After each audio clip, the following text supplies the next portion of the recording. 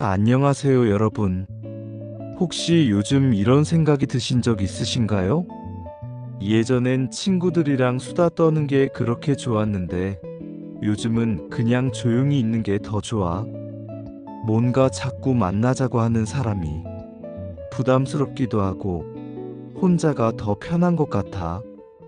그런 마음이 드는 걸 나이 탓이라고만 치부해도 괜찮을까요? 아니면 그 안에 우리가 놓치고 있는 깊은 이유가 있는 건 아닐까요? 조선의 대석학 정약용. 그는 오랜 유배 생활 속에서 수많은 고독과 단절을 겪었습니다. 한때 주변에 그토록 많던 친구들이 유배라는 단어 하나로 모두 떠나갔을 때 그는 깊은 사유 속으로 들어갔습니다. 그리고 오랜 시간 끝에 그가 내린 결론은 꽤나 충격적이었습니다. 노년에는 굳이 친구가 필요 없다. 처음엔 이 말이 너무 냉정하게 들렸어요. 아니, 친구 없이 어떻게 살아? 나이 들수록 더 외롭고 힘든데 그때 곁에 있어줄 친구가 없다면 얼마나 쓸쓸할까? 그런데 정약용의 이 말은 결코 외로움을 찬양하는 말이 아닙니다. 오히려 사람 사이의 얽힘에서 벗어나 진짜 평화와 자족을 찾아가는 여정을 시작하라는 이야기입니다. 우리는 평생 동안 수많은 사람을 만납니다. 초등학교 단짝 친구, 대학 시절의 동아리 친구, 직장에서 매일 점심을 먹던 동료들까지. 그렇게 한 사람 한 사람 소중하게 여겼던 인연들이 어느 순간 흐려지고 사라지고 그러다 보면 연락처 목록 속 이름만 남게 되죠.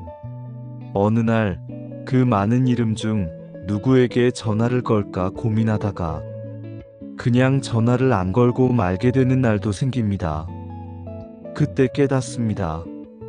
내가 그들과 친구였던 이유는 같은 학교, 같은 회사, 같은 동네라는 공통된 무언가가 있었기 때문이었다는 것을요. 그게 사라지고 나면 어쩌면 인연도 끝나는 것일 수 있구나. 정약용이 유배지에서 겪은 마음도 비슷했을 겁니다. 그가 관직에 있을 땐 그렇게 자신을 따르던 사람들이 유배를 당한 순간 아무 일 없었다는 듯이 연락을 끊어버렸죠. 그때 그는 깨달았습니다. 우정이란 생각보다 가볍고 그렇기 때문에 너무 기대해서는 안 된다는 것을요. 젊었을 때는 많은 친구를 원합니다. 사람들과 어울리는 것이 곧 내 가치를 보여주는 것 같고 바쁘게 약속을 잡고 모임에 나가고 사진을 찍고 그 사진을 SNS에 올리며 마치 나 잘 지내고 있어요 라는 증명처럼 느껴지죠. 그런데 어느 순간부터 그 모든 게 너무 피곤해지기 시작합니다. 밥 먹자고 불러놓고 정작 스마트폰만 들여다보는 친구. 내가 뭔가 속상하다고 말하면 아 그래 하고 넘기는 친구. 그 관계 안에서 점점 내가 고립되는 걸 느끼게 되죠. 그리고 우리는 서서히 혼자의 시간을 배워갑니다. 처음엔 적응이 안 됩니다. 혼자 밥 먹는 것도, 혼자 카페 가는 것도 어색하죠. 하지만 어느 순간 혼자 있는 시간이 훨씬 편안하다는 걸 느끼게 됩니다. 누구에게도 신경 쓰지 않아도 되고 오롯이 내 마음대로 움직일 수 있으니까요. 정약용이 말한 것처럼 진짜 평화는 타인의 인정이나 시선이 아니라 내 마음속 고요한 조화에서 온다는 걸 알게 됩니다. 한 어르신 이야기를 들은 적이 있어요. 70대 중반의 남성분이셨는데 젊었을 땐 골프 모임, 향후회, 교회 소모임 등 정말 바쁘게 사람들을 만나며 지내셨다고 해요. 그런데 어느 날 갑자기 건강이 나빠져 외출이 어려워지자 연락이 오던 사람들이 하나둘 끊기더랍니다. 그분은 이렇게 말하셨어요. 그땐 서운했지. 내가 필요 없어진 느낌이 들더라고. 근데 가만히 앉아서 생각해 보니까 그 사람들도 나도 다 그저 외로움을 달래기 위해 모였던 거였더라고. 이제는 혼자 마시는 커피 한 잔이 더 위로가 돼. 그분은 지금 하루하루를 혼자 정원을 가꾸고 책을 읽고 조용히 음악을 들으며 사신다고 했어요. 이게 진짜 평화다라고 웃으며 말씀하시던 그 얼굴을 잊을 수 없습니다. 노년의 시간은 자족을 배워가는 시기입니다. 젊었을 땐 더 많이 가지려 하고 더 넓게 연결되려고 애를 씁니다. 사람이 많으면 든든한 것 같고 모임이 많으면 내가 중요한 사람처럼 느껴지죠. 하지만 나이가 들수록 그 수많은 인연 중 진짜 내가 기대고 싶은 사람은 극소수라는 걸 알게 됩니다. 그리고 그 극소수조차 언제 어떻게 멀어질지 알 수 없다는 것도요. 그때 우리는 진짜 중요한 건 타인이 아니라 나 자신이라는 사실을 받아들이게 됩니다. 가장 오래, 가장 가까이서 나를 지켜봐준 친구는 결국 나 자신이었던 거죠. 고독이라는 단어는 젊었을 때는 외롭고 두려운 말입니다. 하지만 나이가 들수록 고독은 고요하고 따뜻한 공간이 됩니다. 사색의 시간, 돌아봄의 시간, 그리고 나와 마주하는 시간이 되니까요. 어느 시청자분이 댓글로 이런 말씀을 남기셨어요. 요즘은 아무도 날 찾지 않지만 이젠 나도 누굴 애타게 기다리지 않아요. 그냥 나 자신과 잘 지내보려고요. 그 말이 참 인상 깊었어요. 누군가가 곁에 없다고 외로운 게 아니고 사람이 많다고 행복한 것도 아니라는 걸 그분은 이미 알고 계셨던 거죠. 여기서 한 가지 더 짚어볼 게 있어요. 우리가 사람에게 실망하는 이유, 그것은 사실 그 사람이 나쁘기 때문이 아니라 내가 기대했던 만큼 그 사람이 움직이지 않기 때문입니다. 친구는 내 마음을 알아줄 거야. 힘들면 먼저 연락해주겠지. 내 생일은 챙겨주겠지. 이런 기대가 쌓이고 쌓여서 작은 무관심에도 크게 상처받게 되는 거죠. 기대를 내려놓는 순간 사람은 한결 자유로워집니다. 그리고 정말 나와 통하는 사람은 굳이 노력하지 않아도 내 곁에 머물러 준다는 걸 깨닫게 되죠. 우정도 결국 변합니다.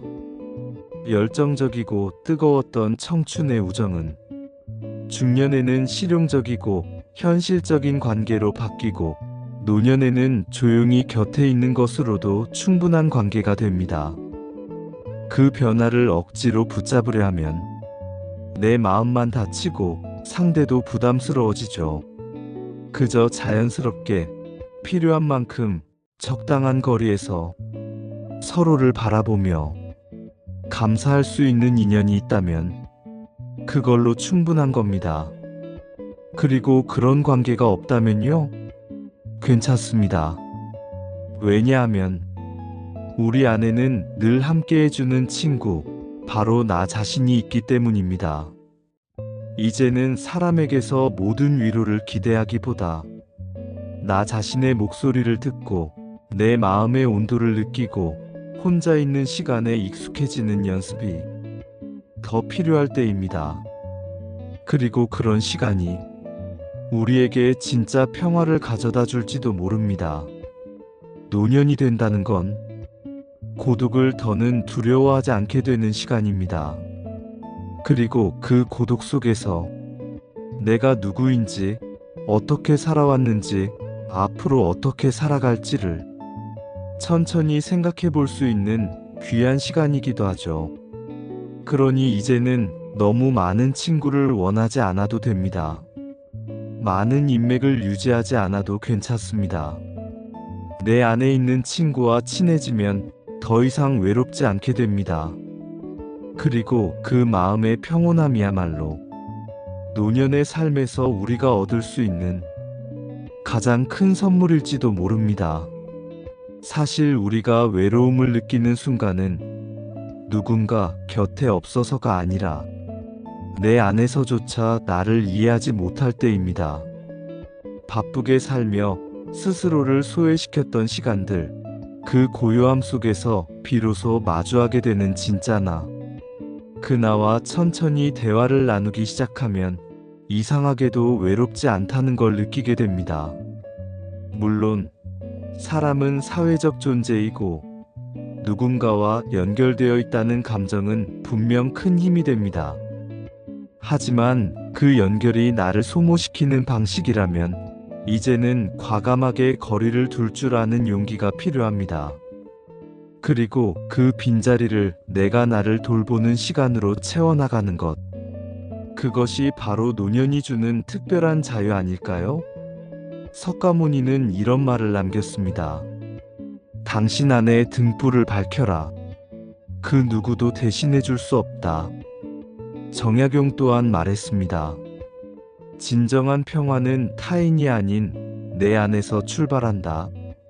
이 두 문장을 곱씹어 보면 우리는 결국 이렇게 묻게 됩니다.